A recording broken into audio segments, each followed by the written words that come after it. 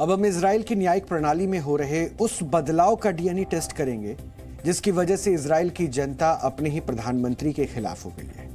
Israel दुनिया का इकलौता यहूदी देश वर्ष 1948 में इजराइल अस्तित्व में आया और तभी से इसकी अरब देशों के साथ दुश्मनी है। लेकिन इस बार इजराइल किसी बाहरी ताकत से नहीं बल्कि आंतरिक चुनौतियों से जूझ रहा है।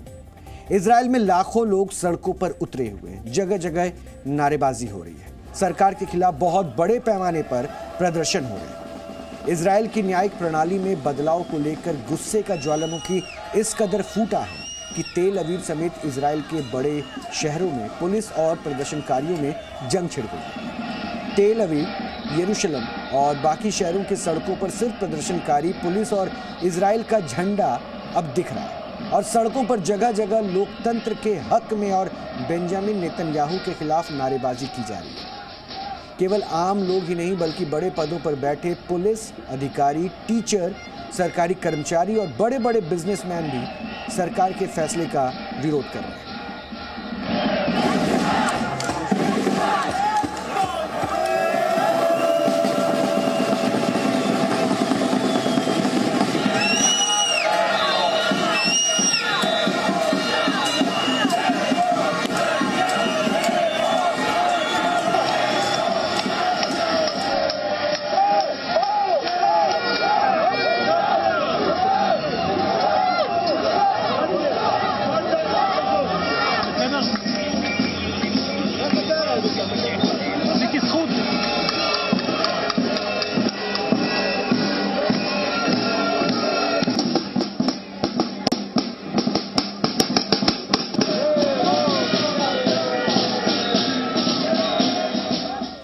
तेल अवीव में इस वक्त तनाव चरम पर है और यहां पर सड़क पर प्रदर्शनकारी और पुलिस आमने सामने है।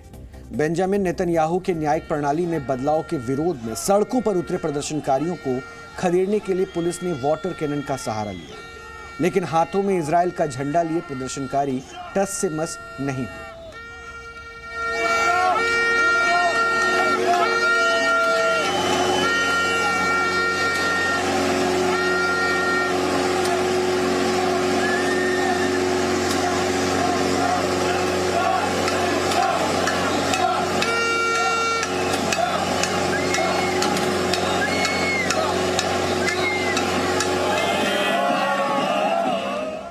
इजराइल में इस समय जो परिस्थिति है वो बहुत ही संवेदनशील है और प्रदर्शनकारियों की एक ही मांग है, नेतन्याहू विवादित कानून को वापस लें। प्रदर्शनकारियों ने तेल अवीव के मेन हाईवे को ब्लॉक कर दिया है। प्रदर्शनकारी जगह जगह नारेबाजी कर रहे हैं और लोकतंत्र को बचाने की मांग कर रहे हैं। पुलिस के हाथों में अत्याधुनिक हथियार और टीयर गैस के गोले हैं तो लोगों ने हाथों में थाली ले रखी है। प्रदर्शनकारी थाली बजाकर अपनी बात सरकार के कानों तक पहुंचाना चाहते हैं।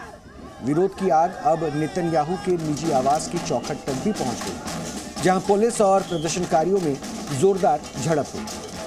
पुलिस ने कई प्रदर्शनकारियों को गिरफ्तार भी किया है।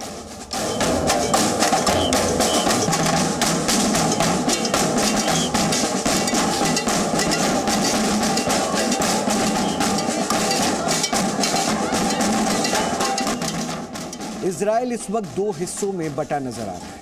सड़कों पर उतरे प्रदर्शनकारी नए कानून को लोकतंत्र और सुप्रीम कोर्ट दोनों के लिए बड़ा खतरा बता रहे हैं। नेतन्याहू की कैबिनेट में बैठे मंत्री भी इस कानून को लेकर एक राय नहीं रखते, लेकिन नेतन्याहू की सोच अलग है। जनता और सरकार के इस टकराव में 75 वर्ष के इतिहास में इजराइल सबसे बुरे संकट में घिरा हुआ है।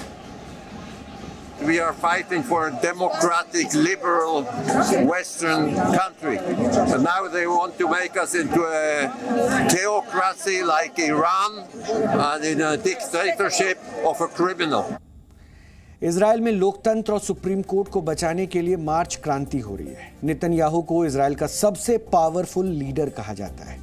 बेंजामिन नेतन्याहू 6 बार इस देश के प्रधानमंत्री बन चुके हैं और यही वजह है कि इजराइल के प्रधानमंत्री न्यायिक प्रणाली में बदलाव को लेकर किसी भी हद तक जाने को तैयार है। इजराइल की संसद ने पिछले गुरुवार को न्यायपालिका में बदलाव के लिए प्रस्तावित कई विवादित कानूनों में से पहले कानून को पारित किया था। इसके बाद से ही इजराइल में हालात खराब हैं। इजराइल में विरोध प्रदर्शन की तस्वीरें आपने देखी। आपके मन में यह सवाल आया होगा कि इस कानून में ऐसा क्या है कि पूरा इजराइल पीएम बेंजामिन नेतन्याहू के खिलाफ हो गया। विरोध प्रदर्शन होने लगा, लोग सरकार से टकराने तक को तैयार हो गए।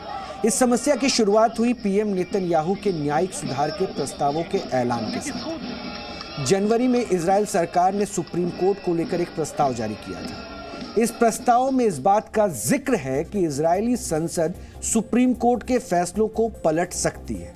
मतलब इस कानून से नेतन्याहू सरकार को सुप्रीम कोर्ट के फैसले को पलटने का अधिकार मिल जाएगा। संसद में जिसके पास बहुमत होगा वो सुप्रीम कोर्ट के फैसले को पलट सकेगा। ये बात भी इस कानून में है।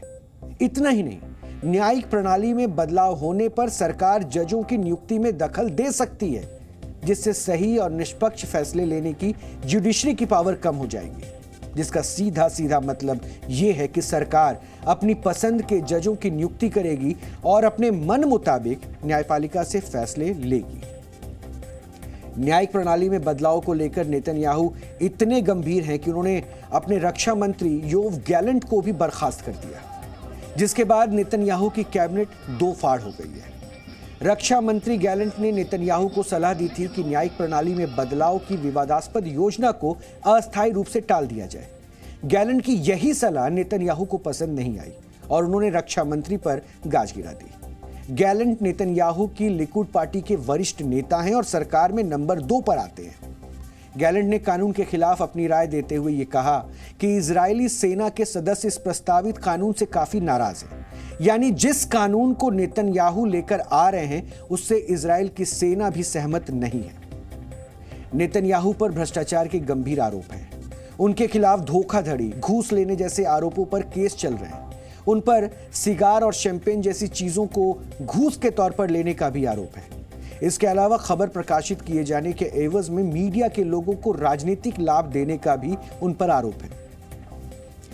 न्यायिक प्रणाली में हो रहा यह बदलाव इसी से जुड़ा हुआ है और नेतन्याहू चाहते हैं कि एक ऐसा कानून बनाया जाए जिससे उनके सारे केस रद्द हो जाएं और वो सुप्रीम कोर्ट के फैसलों को भी पलटने का अधिकार हासिल कर लें। इजराइल इस वक्त सबसे बड़े राजनीतिक संकट से गुजर रहा है। नेतन्याहू का एक फैसला देश की जनता को नागवार गुजरा है और इस मामले की गंभीरता इसी से समझी जा सकती है कि दुनिया में इजराइल के दूतावासों में इस कानून के विरोध में काम ठप हो गया है। नेतन्याहू के लिए यह सबसे मुश्किल समय है, क्योंकि जिस जनता ने नेतन्याहू को सत्ता की कुर्सी पर बिठाया वही जनता अब उनके खिलाफ सड़कों पर उतर आई और इसलिए यह तस्वीर इजराइल से जो थी वो आपको देखनी आज जरूरी थी।